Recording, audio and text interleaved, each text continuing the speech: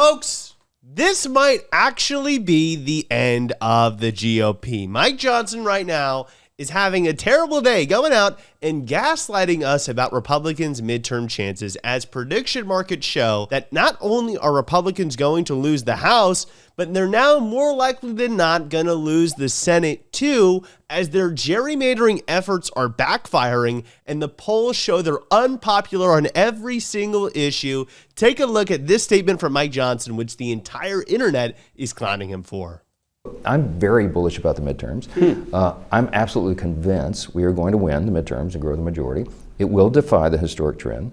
It's only twice in the last 90 years that a sitting president has picked up seats for his party in that first 2-year cycle. But I can give you a very boring 90-minute slideshow for all the reasons we're going to win. I'm going to give you a very interesting, 8-minute slideshow of all the reasons they're going to lose. First, let's start with where they started. This was the House majority when the Republicans first took control back in January. See, they have 220 seats and Democrats have 215, a majority of 5 seats. Where is it now? Well, after a bunch of them have died, some people have resigned, and Kelly, a Republican representative in California, has switched parties. Their majority is down by 3 seats to 217 versus Democrats 214. And some of the Republicans in the Republican Party are not even loyal Republicans anymore. Look at Thomas Massie, who frequently doesn't vote with his party. So they're looking at like a 2-1, maybe even a 0-seat majority, depending on how you count it. And now we have these new prediction market ratings, which have seen a huge shift in just recent days after the Iran war has been blowing up in Trump's face. Look at this. There's a 48% chance of a Democratic sweep, a 48% chance, the highest it's been on record since this prediction market was set up. Then there's a 36% chance that Democrats win the House and Republicans win the Senate, and there's only a 17% chance of a Republican sweep. These are some catastrophic figures when you look at what the Senate map is going to look like. Really, the Republicans should be able to keep the Senate. Now it looks like they probably aren't. And when we look at just the House, look at this, 85% chance Democrats take the House in November. That is a disaster. Mike Johnson saying they're going to win over more seats. It looks like they're about to lose a ton of seats. Now let's talk about these Senate races. This is Ohio, a traditionally red state, a state that Trump won by 5, 6, 7, 8 points, maybe even 10 points. And look at this. Sherrod Brown, a Democrat, is leading his opponent by 3 points on average. He has a 3-point advantage. James Talarico from my original state of Texas is leading Ken Paxton, the presumptive Republican nominee, by 2 points, and John Cornyn, the other possible Republican nominee, by 1 point. That's in the red state of Texas. Look at Alaska.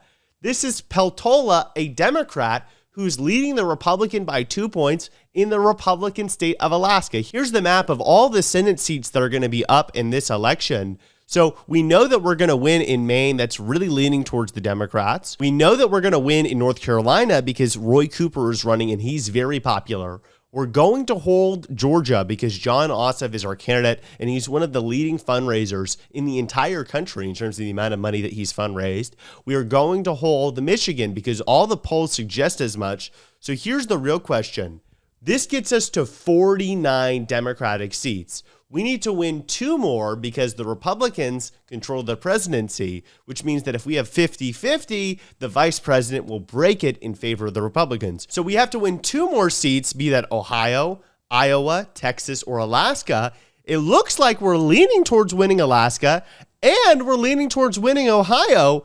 And so we actually also have a chance of winning Iowa. That one is still leading Republican. We have a chance of winning Texas. I mean, we could end up with a situation where Democrats get 52 Senate seats with this map, a map that people considered one that was very advantageous to the Republican Party. We've already flipped 28 state level seats thus far just in the past year since Trump took office. And if you look at mid-decade redistricting, you guys might remember Trump told Texas to gerrymander and steal 5 Democratic seats from the people of Texas so that they could rig the midterms in their favor. that is backfiring right now. So here's the map of all the states where Republican gerrymanders and Democratic gerrymanders have been occurring. The Supreme Court of Utah ruled in Democrats' favor, forcing the Republicans to redraw the maps to add a Democratic seat. In California, the courts have already said Democrats get their redraw, which gave us 5 seats. The Republican redraw was actually a bit of a failure because they thought Hispanics were going to shift way more to the right than they did. Now they're shifting back to the Democratic Party. So it looks like they were trying to steal 5 seats, but they're actually only going to get 3 seats. Then up in Indiana, that gerrymander failed. They did have a redraw in Ohio where they got like 2 seats from that. They got 1 seat from North Carolina and 1 seat in Missouri. So there's some seats they took from these different states. But now Virginia is fighting back, and so is Maryland. I'm especially interested in Virginia because now I'm a Virginia resident. We have a ballot initiative in the state of Virginia, which will redraw the maps to take away 4 Republican seats. And here is the chance that it succeeds. 82%. There's an 82% chance that this referendum succeeds. The Democrats, you got to give them credit. They're playing smart in this campaign. Look at this billboard they put up. President Trump says, take over the voting. Vote yes on redistricting April 21st. They put this billboard in a Republican area. So many of the Republicans might go and think Trump actually supports the redistricting. He absolutely does not. But you got to play dirty sometimes to succeed. And so Democrats are playing smart. So it looks like we're going to win with this initiative. We might get in Maryland and New York some redistricting wins as well. So the redistricting backfired. The Senate map, the polls, the prediction markets are backfiring. And it's in large part because everything Trump promised, he's failing to deliver on. He promised a roaring economy. Now we know that GDP growth is just 0.7% for this quarter. That's the annual rate. That's an incredibly slow GDP growth rate. And that means that over the past year, we've had a slower GDP growth rate under Trump than any year of Joe Biden. You guys remember, they said Joe Biden had a disaster economy. The economy was absolutely terrible, the worst in our history. Meanwhile, Trump's economy manages to be growing slower and manages to have higher unemployment that's actually still increasing to this day, lower manufacturing employment, lower manufacturing investment, a slower stock market growth, and higher prices. This is the economy that they're saying is a golden age. This is the economy they're saying is the best of the best. And it doesn't help that Trump is not even acknowledging his current failure in this domain. Look at what he's saying right now, which even right-wingers like Owen Schroyer, a InfoWars journalist, are calling North Korea-level propaganda. There's never been a better year for a president. I mean, I've been rated. There has never been a better year for a president first year than what we had. That includes the stoppage of 8 wars with a 9th to come. And he wants to count the war with Iran that he started as the stoppage of a war. That's incredible. What we've done, the economy is roaring. It's phenomenal. That's why I'm here. This is an excursion, a little excursion, and I think it's only that. And in that little time, that short period of time, we've taken care of business. We took care of a country. He's taken care of business. The 8 wars, he can't even count them. Actually, half the wars that he ended, he had no involvement in, according to the countries that participated in them. Half of them restarted. One of them never even happened in the first place. And some of the members of his pro-peace board, which he established, are literally at war. Afghanistan and Pakistan are at war, even though Pakistan is on his board of peace. That's incredible. The board of peace has ended 0 wars. They've actually initiated 2 wars. That's the kind of record they're dealing with. And he said that he has the best numbers on the economy or just in general of any president. Here is the polling average of Trump on the issues: minus 9.4 percentage points on immigration, minus 18.5 percentage points on the economy, minus 18.6 percentage points on trade, and minus 24.1% on inflation. Whenever you go and look at his general approval rating, his disapproval rating is way higher than his approval rating. He is doing very, very, very poorly. Even according to some Republican pollsters like Rasmussen, they still have him at negative